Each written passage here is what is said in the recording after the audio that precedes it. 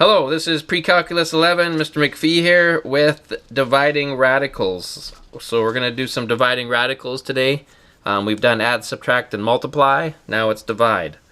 So with dividing is a little bit weird in the sense of you have different scenarios or different types of questions you got to watch out for. And you can break it down into kind of three types. Now the first type of question, or the first two types of questions, will have a denominator, because you're dividing, that'll have just a monomial or one term. There'll be no add, subtract. So these here, these look no different. If I looked at both of those, I wouldn't know if these were really different, but they are. We'll get to that in a minute. But these would be your first type, which would have, in the denominator here, you'll have monomial terms, or one term, okay? Whereas this type, your denominator will be a binomial.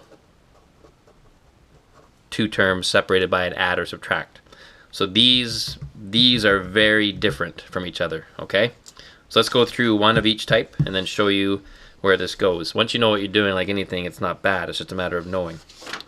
So type 1, which I wouldn't even know, to be honest, as far as, I just call it type 1, type 2, but it's really just an example. Both of these look no different. So to be honest with you, I wouldn't know what this would be until I got into it. The rule for dividing, when you're dividing a radical by a radical, in this case a mixed radical by a mixed radical, it has the same rules as multiplication. You're allowed to divide the coefficients, and you're also allowed to divide the radicands as long as the symbol, the radical symbol, is the same index, because you're dealing, those are kind of, these are allowed to be divided out. So when I look at this, okay, I'm like, I know I can divide that out, and that's just like a grade 6 or 7 fraction. 50 divided by 2, or in lowest terms, is 25 over 1. So you'd end up with this. Now I don't have to write the over 1, but I will to start with. And at the same time, I'm allowed to divide these two radicands. 10 divided by 5 would leave me with 2 over 1. In theory, I would have this, if you want to be technical, 2 over 1. And at that point, the denominator is 1 times 1, which is just 1. So this turns out to be this answer. Now the reason I call that type 1, it's a monomial denominator, but we got lucky. We got lucky that the denominator did not have a radical in it. And we'll talk about it. If the radical didn't go away on the bottom, then we would have more work to do. But here we're done. Okay, now this other example will be, you'll see how it's similar, and yet it has one twist in it that'll make us do one more step to this. So I look at this question again. It also has a monomial denominator, but, so let's start out, you start out with the same thinking. Okay, that can divide out in lowest terms, so that'll be 50 over 2, which would be 25 over 1. But now the trouble comes is, okay, 5 over 3 cannot go into lower terms. Or maybe it had been like 25 over 15, and in lowest terms it went to this, and then you're left with kind of that unlucky moment of, okay, this went nice. Not that it had to, but this here, you're not allowed. So even though this is correct, math people have made the choice that you can't leave a radical in the denominator and call it simplest. I mean, this is not wrong, it's just not simplest. So what we need to do a process that's called rationalizing. So rationalize. And what rationalize means is we're going to take this irrational denominator, which is not a nice number at all, it goes on forever and no repeating decimals, and we need to make it into a clean number. So here's the theory behind this. So I'm going to rewrite, first of all, where we were at. I don't need to write the 1, just because it's not really needed. And here's where this is interesting, is what you're going to do. To rationalize, you look at your radical in the bottom, and you're going to multiply the bottom by root 3, but to keep this equivalent, I'm going to multiply the numerator by root 3. And what I've done really, I've really done nothing to this this expression. Root 3 divided by root 3 is really 1. I'm multiplying this just by a really sneaky 1. It's a weird one. But watch what happens to the denominator. Root 3 times root 3, that is root 9. And in the next step, root 9 is so beautiful it'll turn into a 3. My numerator's a mess, because now what do? Oh, it's back to my multiplication rules. I'm allowed to multiply coefficient by coefficient, so that stays 25. 25 times the imaginary coefficient 1. And root 5 times root 3 is root 15. The numerator becomes a mess, but the denominator, if you look at what happens in the next step, this turns into a beautiful, crisp, clean, rationalized 3. And there's my final answer. And they're all the same. Like this typed into a calculator, this typed into a calculator, and that typed into a calculator are all the same decimals. Just this is considered simplest radical form. All right, so hope that makes sense. So monomial denominators, you can literally do coefficient simplifying, radical simplifying. You might get lucky that the denominator turns out to be no radical, and if it ends up being a number, like if, for example, if this was a 7, that would be okay because that's a whole number. But if it's a radical number left, you have to multiply, you have to rationalize top and bottom by that same radical. Okay? Let's take a look at another.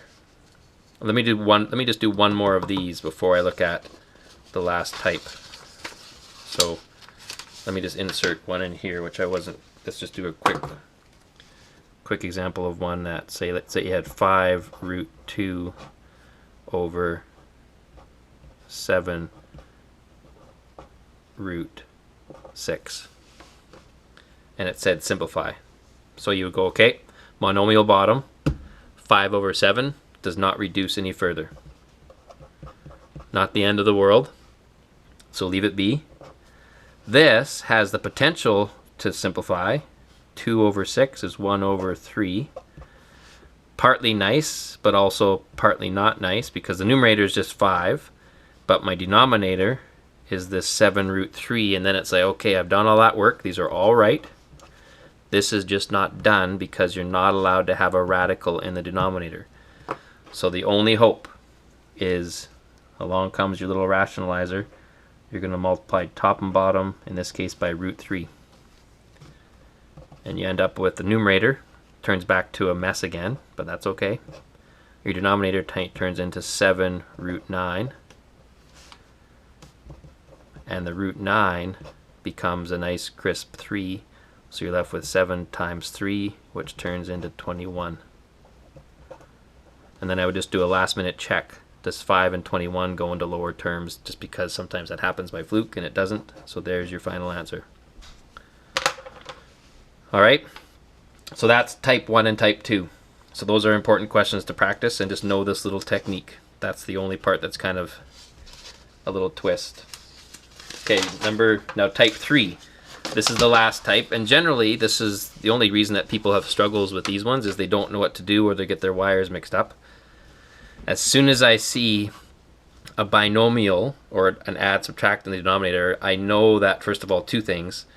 I cannot, even for the life of me, think about any kind of simplifying. Even if this was a 4, I would never, ever, ever be able to divide that out because that minus sign prevents that. So right away, no canceling whatsoever. Also, if I tried to use this little rationalizing technique, it wouldn't work because there's not one number that I can multiply this by that would make this go to a nice number. What someone did notice though, so these are, I'm going to call here, these are your binomial denominators. And what we're going to use something called the conjugate.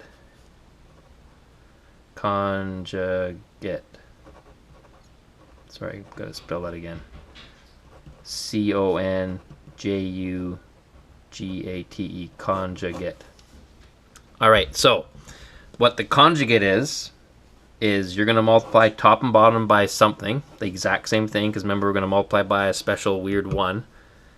You look at your binomial denominator and you recopy the first term and the last term, but then the conjugate is the sign changes.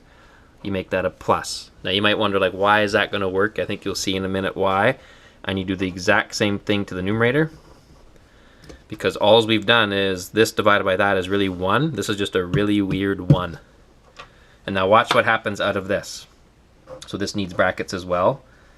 You are then going to have to FOIL out, unfortunately, the denominator. And we're also going to have to FOIL, in this case a half FOIL on the numerator, because it's only one term, thank goodness. But watch what happens. Let's do the denominator first, because this is kind of magic, but it's not really magic, it's logical. Now, do you recall something that looks like this, where you have a binomial where you have opposite signs? Do you remember difference of squares? Watch what happens. This is kind of sneaky. Root 13 times root 13 is root 169. The square root of 169 is 13. Root 13 times root 13 is 13. Okay? Here I have, that's root 26. Not nice. Except this is beautiful. This is negative, take away root 26. That's going to be a glorious moment in a minute, because that will cancel. And then my last term, a negative times a positive, is a negative. And root 2 times root 2 is root 4. And the square root of 4 is 2. So it doesn't look great yet, but we're going to get there. These will cancel. And they'll always be, because we've used the conjugate, you'll always find the inside and outside will cancel because of this beautiful symmetry with the difference of squares. And you'll end up with 2 clean numbers here, and that denominator will turn into, in the next step, 13 take away 2. It'll turn into a beautiful rationalized 11. My numerator, it's a mess. This is going to give me the square root of 13. 3 times 13, and this gives me plus root 6. But remember, we're not worried about the numerator. We're worried about the denominator not having a radical in it. And that is your final answer. Sorry, I did make a mistake. 3 times 13, I should have to go to the board at home or at school and put a mark on there. 3 times 13 is 39, McPhee. So it's a square root of 39 plus root 6 over 11. And this cannot be simplified any further because of your prime factor trees. None of them is a perfect square. And those are the same answers. Like, who would have thunk? We've just shown that this is equivalent to this. If you have nothing to do on Friday night, have a little math Friday night party, type that into your calculator and type that into the calculator. They are the same thing. Okay? So that is your final rationalized answer. Hope that makes sense. Let's do another guy. The last one. Then you're off to practice. So again, it's a division, a dividing of radicals. I see a minus sign, so I know right away. No canceling. None of this jazz. That's only for when everything's all multiplying, no add, subtract. So no canceling anywhere. That 5 cannot cancel with that. Nothing, this 2 cannot divide with that 2. Can't even think about it. My only hope is to rationalize the denominator with the conjugate. So I look at the denominator. I don't make life hard on myself. I recopy that denominator exactly as it is, but I change the sign. That's a plus, or that's a minus. This guy has to be a plus. And I do the same thing for my numerator. Same thing, top and bottom. I don't even care what the numerator is. The numerator is useless to me. Like, I don't even care about you. It's kind of sad. Alright, and then now I need to put brackets on these, and then it's like a major journey in, okay, I have to FOIL you, first outside, inside, last, and I'll have to FOIL you. So I just take a deep breath, do it one little baby step at a time, so let's focus on our numerator. 2 root 2 times root 5 is 2 root 10. Next one. 2 root 2 times 2 root 3 is 4 root 6. This guy, that's negative 5 root 5. And the last one is negative 10 root 3. Just be really careful for rookie errors. Then I do my denominator. Root 5 times root 5. Hey, that's root 25. Hey, that's 5. This here, 2 root 15. But I know there's going to be something special with the conjugate. What's this here? That's negative 2 root 15. Those will cancel. Goodbye to you, buddy. And the last one is negative 4 root 9. Which, if I was on the ball, I would have noticed that root 9 would be a 3. This will end up giving me 12, because that's 4 times 3 in disguise. So my numerator, let me just rewrite this. Right now I wouldn't even want to think about, let's just clean up my denominator. I'm just going to rewrite that numerator. So copy, paste. Here, this is 5. Goodbye to all that. This, remember, that just turns into a 3. And I'm left with 4 times 3. So it's take away 12. My denominator collapses to take away 7, negative 7. But I've done due diligence. Notice the denominator went from a mess to a nice, rational, clean number. My numerator, anything for collecting like terms, first of all, these are all different, so no hope there. And then prime factorizing, 2 and 5, no doubles, 2 and 3, no doubles, done, done. So my numerator, it's a mess.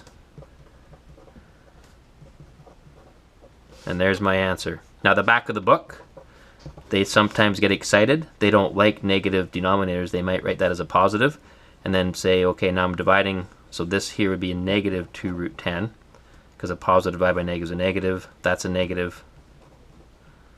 These divide out to give me positive. So literally the whole numerator would just change the sign.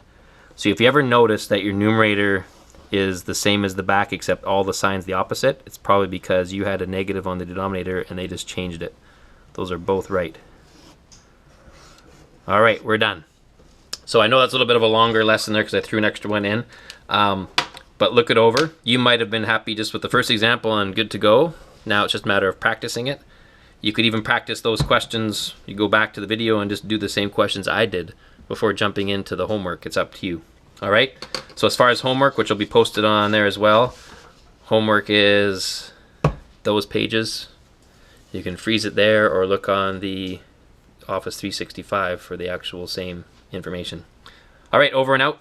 Have a good day, and we'll hopefully talk to you soon.